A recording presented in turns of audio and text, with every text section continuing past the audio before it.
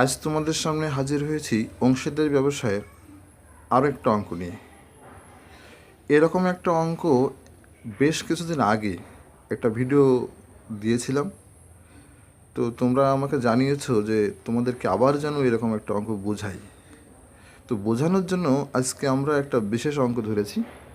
আমি অঙ্কটা একটু পড়ি, তোমরা একটু খেয়াল করে শোনো। সাদিয়া, সামা এবং তাজিন একটি অংশীদারি কারবারে তিনজন অংশীদার।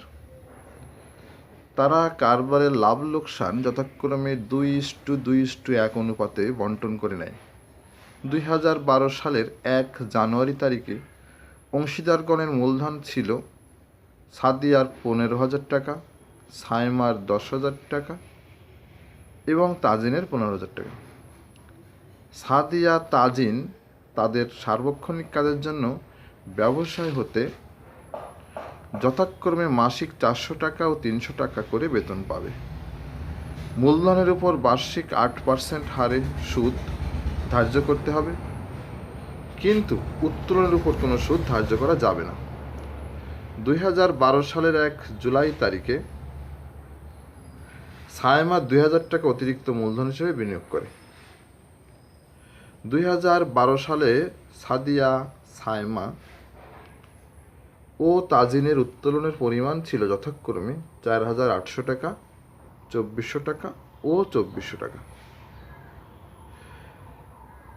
সায়মা তাজিনকে এই মর্মে নিশ্চয়তা প্রদান করে যে তাজিন তার বেতন ও মূলধনের সুদ ছাড়াও লাভের অংশ বাবদ কমপক্ষে 2,500 টাকা পাবে। উপর্যুক্ত সমন্বয়গুলো সাধন করার পূর্বে 2012 সালের 31শে ডিসেম্বর তারিখে সমাপ্ত বছরের জন্য কারবারের লাভ 21,680 টাকায় উপনীত হলো। এটা ছিল আমাদের অঙ্কটা। প্রশ্ন হচ্ছে দুটো, ক লাভ লোকসান আবন্টন হিসাব, খ অংশীদারদের মূলধন হিসাব।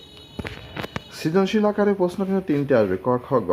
আজকে আমি তোমাদের সৃজনশীল আকারে করাচ্ছি, কিন্তু বোঝানোর স্বার্থে ক এবং খ এই দুটো জিনিস আমি দিয়েছি, গটা দিনেই। তো এটা আমরা একটু দেখব যে আসলে ব্যাপারটা কি, তোমাদের বোঝানোর জন্য কিন্তু অঙ্কটা করা।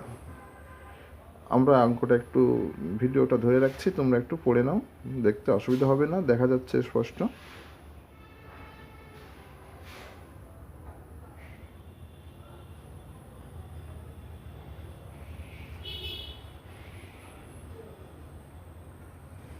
চলো তাহলে এবার আমরা ক নম্বর দিয়ে শুরু করি।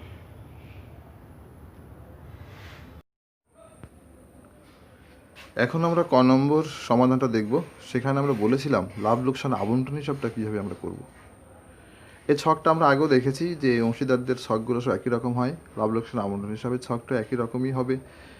বাম পাশে ডেবিট, ডান পাশটা আমরা ক্রেডিট করেছি, বিবরণ টাকা এভাবে একটা ছক কেটেছি। আমরা সর্বপ্রথমে ক্রেডিট পাশটা দেখে আসি। এখানে শুধুমাত্র নেট লাভটা হয়েছে, লাভ লোকসান হিসাব লিখে নেট লাভটা আমরা লিখেছি 21,680 টাকা। উত্তোলনের সুদটা যেহেতু এই অঙ্কটায় চায় নাই, তাই আমরা এখানে দিতে পারিনি। এবার আসো আমরা ডেবিট দিকে যাব। ডেবিট দিকে আমরা জানি সবচেয়ে প্রথমে মূলধনের সুদ হয়। তো আমরা লিখেছি অংশীদারদের মূলধন হিসাব, মূলধনের সুদ লিখে মূলধনকে পার্সেন্ট করে, সাদিয়ার মূলধনের পার্সেন্ট করে হয়েছে 1,200, সাইমার মূলধনের পার্সেন্ট করে হয়েছে 880, তাজিনের মূলধনের পার্সেন্ট করে হয়েছে 1,200।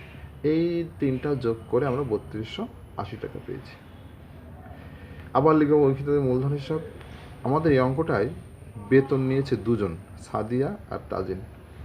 তো সাদিয়া যদি প্রতি মাসে 400 টাকা করে বেতন নেয়, তাহলে 12 মাসে 4/12 4800 টাকা। তাজিন যদি প্রতি মাসে 300 করে নেয়, তাহলে 3/12 3600 টাকা। এই ছিল আমাদের খরচগুলো।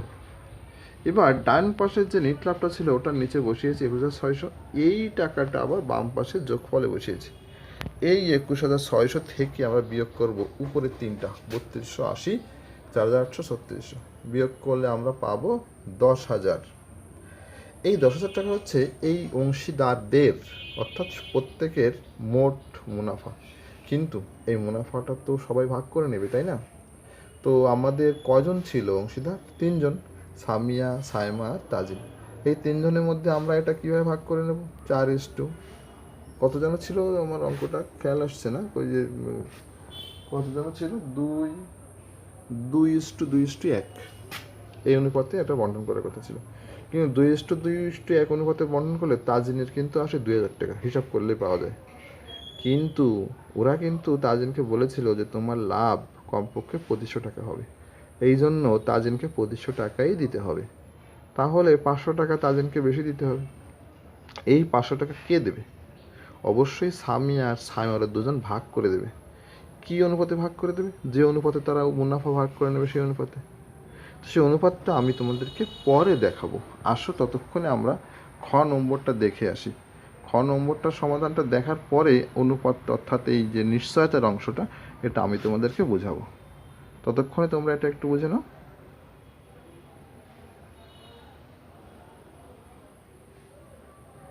ঠিক আছে, দেখতে পেয়েছো নিশ্চয়ই কীভাবে আছে এটা। চলো এবার আমরা খ নম্বরটা বুঝবো।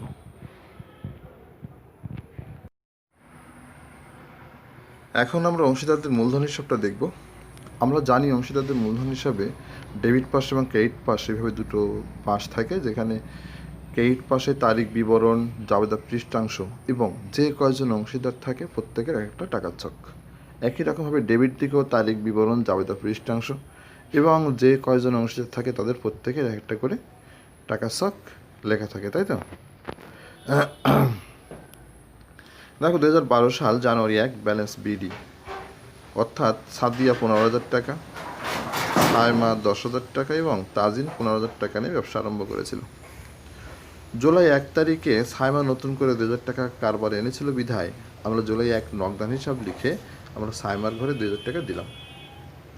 ডিসেম্বর 31 লাভ লোকসান আবন্টন হিসাব লিখে ওই আগের অঙ্ক থেকে মূলধনের সুদ আমরা যেটা পেয়েছিলাম সেটা প্রত্যেকের ঘরে বসিয়ে দিলাম।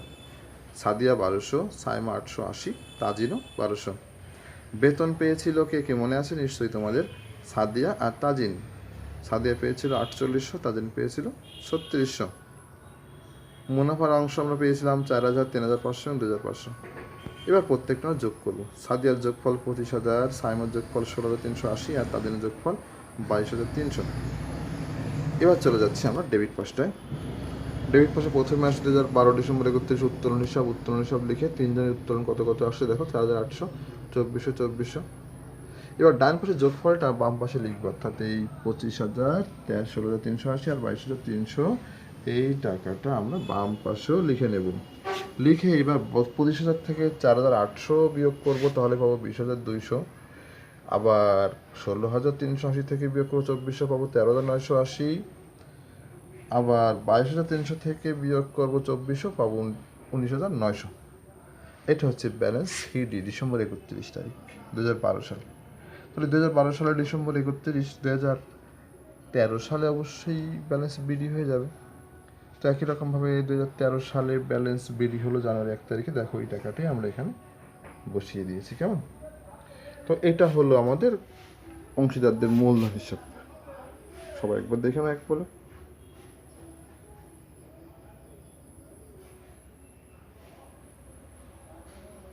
আচ্ছা, অবশ্যই বুঝতে পেরেছ। এবার আমরা তোমাদেরকে শেখাবো যে কিভাবে আমরা নিশ্চয়তার অংশের টাকাটা ভাগ করে নেব। চলো আমরা সবাই একটু দেখে নিই। এটাকে আমরা গণনা কার্য বলতে পারবো। এটা কোনো গ নম্বর নয়, কিন্তু ইচ্ছা করলে গ নম্বর দিতে পারতাম, কিন্তু সেটা আমি দিচ্ছি না। তুমি গণনা কার্য হিসাবে শিখে নাও, তোমার শেখার জন্য এটা আমার করা আজকে।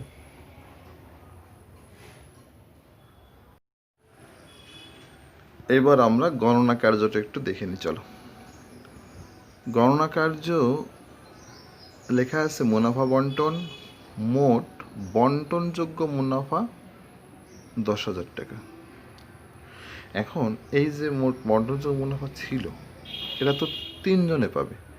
10,000 টাকা তো অংশীদারদের টোটাল মুনাফা। এখন মোট মুনাফাকে তিনজনের মধ্যে ভাগ করে দিতে হবে। তো সেই হিসাবে প্রথমে লেখা আছে লাভ লোকসান বন্টনের অনুপাত অনুযায়ী মুনাফার অংশ বাবদ সাদিয়া পাবে। কতটুকু পাবে? তোমাদের নিশ্চয়ই মনে আছে যে 2:2:1 ছিল। তাহলে 2 আর 2 4 আর 1 5, 5 দিয়ে ভাগ করে একবার 2 দিয়ে গুণ দেবো, 5 দিয়ে ভাগ করে আবারও 2 দিয়ে গুণ দেবো, আর 5 দিয়ে ভাগ করে আবার 1 দিয়ে গুণ দেবো।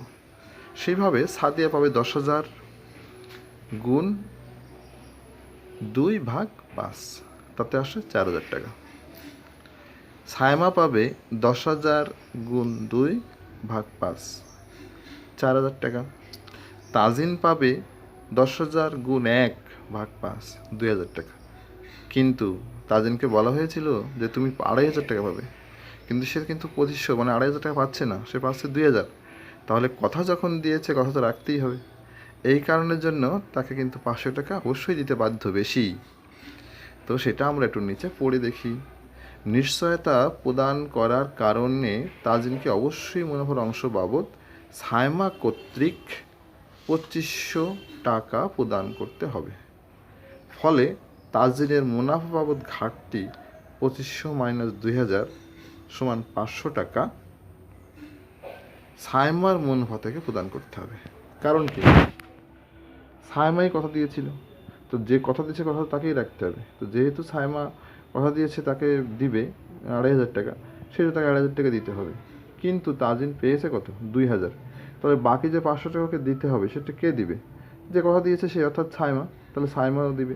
তাহলে সায়মা যদি দিয়ে দেয় তাহলে চূড়ান্তভাবে মুনাফার অংশ এখন কত হবে? তো সেটা আমরা লিখেছি যে সুতরাং চূড়ান্তভাবে মুনাফার অংশ বাবদ সাদিয়া পাবে 4,000 টাকা, সায়মা পাবে 4,000 মাইনাস 500। এই 500 কোন মাইনাস? ওই যে কথা দেওয়ার 500, যোকে বলেছিল 2,500 পাবে কিন্তু পেয়েছে 2,000। তাহলে বাকি 500 সায়মার থেকে যাবে। এই জন্য সায়মা তার যে 4,000 টাকা লাভ হয়েছিল সেখান থেকে 500 টাকা দিয়ে দিল। দিয়ে দিলে সায়মার এখন কত থাকবে? 3,500 টাকা। আর তাজিন এখন পাবে 2,000 প্লাস 500, অর্থাৎ 2,500 টাকা। আশা করি সবাই বুঝতে পেরেছো। তারপরে একবার দেখে নাও, তোমাদের জানতে চেয়েছিলে এই জিনিসটা, তাই তোমাদেরকে আবার একটা অঙ্ক দেখালাম, নিশ্চয়তার অঙ্কটা। আশা করি বুঝতে পারবে এখন।